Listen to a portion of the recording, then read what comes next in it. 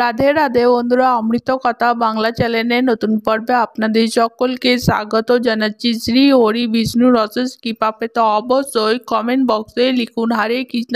এই পর্বের বিষয় হলো 2025 সালে 1432 বঙ্গাব্দের বৈশাখ মাসের শুক্লা পক্ষের একাদশী মোহিনী একাদশী পূর্ণাঙ্গ সময়সূচি। একাদশী তিথি কখন লাগবে কখন ছাড়বে, একাদশী ব্রত পালনের সময়। এর পাশাপাশি আমরা জানবো মোহিনী একাদশী পূর্ণ পবিত্র ব্রত কথা, ব্রতের মাহাত্ম্য সবটাই জানবো এই ভিডিওর মাধ্যমে। ভিডিওতে যাবার আগে অমৃত কথা বাংলা চ্যানেলটিকে অতি অবশ্যই সাবস্ক্রাইব করুন, লাইক কমেন্ট শেয়ার করুন আর ধার্মিক হয়ে নোটিফিকেশন ঘন্টাটি বাজিয়ে দেবেন। মোহিনী একাদশী যা বৈশাখ মাসের শুক্ল পক্ষে পালিত হয়, হিন্দু ধর্মে এক অন্যতম গুরুত্বপূর্ণ ব্রত হিসাবে জানা যায়। প্রাচীন গ্রন্থ কুম্ভ পুরাণ এই ব্রতের মাহাত্ম্য বিস্তারিতভাবে বর্ণিত রয়েছে। বিশ্বাস করা হয় এই ব্রত পালন করলে জীবনের সমস্ত পাপ দুঃখ এবং মোহজাল থেকে মুক্তি লাভ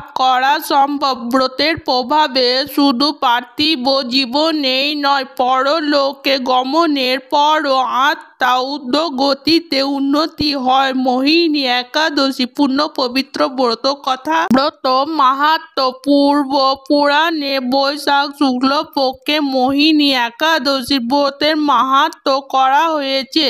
মহারাজ যুধিষ্ঠির বললেন, জনার্দন, বৈশাখ শুক্ল পক্ষের একাদশীর নাম কি, কি ফল, কি বিধি, এই সকল কথা আমার নিকট বর্ণনা করুন। উত্তরে শ্রীকৃষ্ণ বললেন, হে ধর্মরাজ, আপনি আমাকে যে প্রশ্ন করেছেন, পূর্বে শ্রীরামচন্দ্র ঋষি বশিষ্ঠর কাছে এই একই প্রশ্ন করেছিলেন। তিনি জিজ্ঞাসা করেছিলেন, মুনিবর, আমি জনমন্দিনী সীতার বিরহ জনিত কারণে বহু দুঃখ পাচ্ছি, তাই একটি উত্তম ব্রতের কথা আমাকে বলুন, যার দ্বারা সর্ব পাপ ক্ষয় এবং সব দুঃখ বিনষ্ট হয়। এ কথা শুনে বশিষ্ঠ বললেন, হে রামচন্দ্র, তুমি উত্তম প্রশ্ন করেছ। যদিও তোমার নাম গ্রহণে মানুষ পবিত্র হয়ে থাকে, তবুও লোকের মঙ্গলের জন্য তোমার কাছে সর্বশ্রেষ্ঠ ও পরম পবিত্র একটি ব্রতর কথা বলছি। বৈশাখ মাসের শুক্ল পক্ষের একাদশী মোহিনী নামে প্রসিদ্ধ। এই ব্রতের প্রভাবে মানুষের সকল পাপ দুঃখ মোহজাল অচিরে বিনষ্ট হয়। মানুষের উচিত সকল পাপ ক্ষয়কারী সর্ব দুঃখ বিনাশিনী এই একাদশী ব্রত পালন করা। একাগ্র চিত্তে তার মহিমা তুমি শ্রবণ করো। এই কথা শ্রবণ মাত্রই সমস্ত পাপ বিনষ্ট হয়। বহু যোগ আসে। পবিত্র সরস্বতী নদীর তীরে ভদ্রাবতী নামে সুন্দর একটি নগর ছিল। চন্দ্রবংশজাত ধীতিমান নামে এক রাজা সেখানে রাজত্ব করত। নগরেতে ধনপাল নামে বৈশ্য বাস করতেন। তিনি ছিল পূর্ণকর্মা এবং সমৃদ্ধশালী ব্যক্তি। তিনি নলকূপ, জলাশয়, উদ্যান, মঠ ও গৃহ ইত্যাদি নির্মাণ করে দিতেন। তিনি ছিল বিষ্ণু ভক্তি পরায়ণ ও শান্তি প্রকৃতির মানুষ। মান, ধীতিমান, মেধাবী, সুকৃতি এবং দুষ্টবুদ্ধি নামে তার 5 জন পুত্র ছিল। পঞ্চম পুত্র দুষ্টবুদ্ধি ছিলেন অতি অত্যাচারী। তিনি সর্বদা পাপ কার্যে লিপ্ত থাকতেন। লাম্পট ও দুষ্ক্রিয়া প্রভৃতি পাপে তিনি আসক্ত ছিলেন। দেবতা, ব্রাহ্মণ ও পিতা মাতার সেবা তার একেবারেই মত ছিল না। তিনি অন্যায় কাজের রত, দুষ্ট স্বভাবে, পিতৃধন ক্ষয়কারক ছিলেন। সব সময় তিনি অবক্ষয়, ভক্ষণ ও সুরাপানি যুক্ত থাকতেন। পিতা ধনপাল একদিন রাস্তা দিয়ে যাচ্ছিলেন। হঠাৎ তিনি দেখতে পেলেন দুষ্ট বুদ্ধি এক বেশ্যার সঙ্গে নিঃসংকোচে ঘুরে বেড়াচ্ছেন তার নির্লজ্জ পুত্রকে। এইভাবে দেখে তিনি অত্যন্ত মর্মাহত হলেন। এই কুস্বভাবের দর্শনে ক্ষুব্ধ হয়ে তিনি তার বাড়ি থেকে বের করে দিলেন। তার আত্মীয় স্বজনও তাকে পরিত্যাগ করল। তিনি তখন নিজের অলংকার বিক্রি করে জীবন যাপন করতেন। কিছুদিন এইভাবে চলার পর অর্থ অভাব দেখা দিল। ধনহীন দেখে সেই বেশ্যা তাকে ত্যাগ করল। অন্ন বস্ত্রহীন দুষ্ট বুদ্ধি ক্ষুধা তৃষ্ণায় অত্যন্ত কাতর হয়ে পড়ল। অবশেষে নিজের রাজ্যে তিনি চুরি করতে লাগলো। একদিন প্রহরী তাকে বন্দি করলো, কিন্তু পিতার সম্মানার্থে তাকে মুক্ত করে দিল।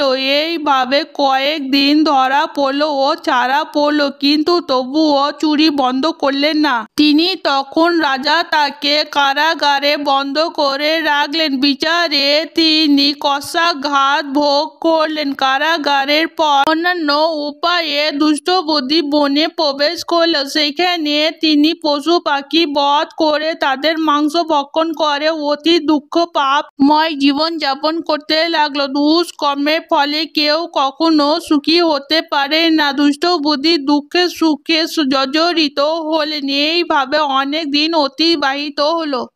পূর্ণ ফলে হঠাৎ একদিন তিনি কুলিন্দ মুনি আশ্রমে উপস্থিত হলেন। বৈশাখ মাসে ঋষি বর গঙ্গায় স্নান করে আশ্রমের দিকে ফিরছিলেন। সকালু দুষ্ট বুদ্ধি তার সামনে উপস্থিত হলে ঘটনাক্রমে ঋষির বস্ত্র হতে এক বিন্দু জল তার গায়ে পড়ল। সেই জল স্পর্শে তার সমস্ত পাপ দূর হয়। হঠাৎ তার সুবুদ্ধির উদয় হলো। ঋষির সামনে তিনি কৃতাঞ্জলি পুঁতে প্রার্থনা করে বললেন, হে ঋষি শ্রেষ্ঠ, পূর্ণ প্রভাবে আমি এই ভীষণ দুঃখ যন্ত্রণা থেকে আমি মুক্তি লাভ করতে পারি তা কৃপা করে আমাকে বলুন। ঋষি বর বললেন, বৈশাখ মাসের শুক্লপক্ষের মোহিনী নামে যে প্রসিদ্ধ একাদশী আছে, তুমি এই ব্রত পালন করো। এই ব্রতের ফলে মানুষের বহু জর্জরিত পর্বত প্রমাণ পাপ রাশি ক্ষয় হয়ে থাকে। মহামুনি বশিষ্ঠ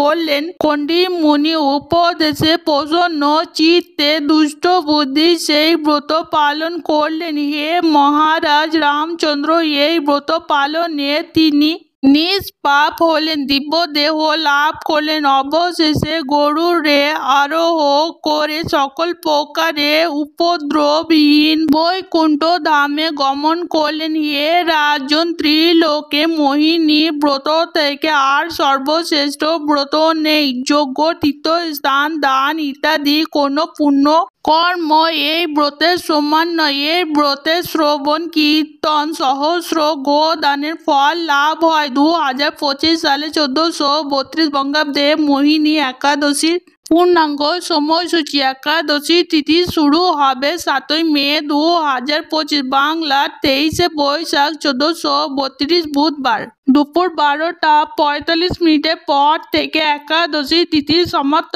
হবে 8ই মে 2025, বাংলার 24শে বৈশাখ 1432 বৃহস্পতিবার দুপুর 1:54 মধ্যে। 2025 সালে মোহিনী একাদশী পূর্ণ পবিত্র ব্রতের পালন করা হবে 8ই মে 2025, বাংলা 24শে বৈশাখ 1432 বৃহস্পতিবার। মোহিনী একাদশীর ব্রতের পালন হবে 9ই মে 2025, বাংলা 25শে বৈশাখ 1432 শুক্রবার সকাল 5:30 পর থেকে সকাল 9:24 মধ্যে। একাদশীর ব্রতের পালন। পেঁপে টক শ্রী দ্বাদশী ব্রত ও রুক্মিণী দ্বাদশী ব্রত এবং পরশুরাম দ্বাদশী ব্রত। আজকের পর্ব এখানেই সমাপ্ত হলো। অমৃত কথা বাংলা চ্যানেলের সঙ্গে থাকার জন্য আপনাদের অনেক অনেক ধন্যবাদ।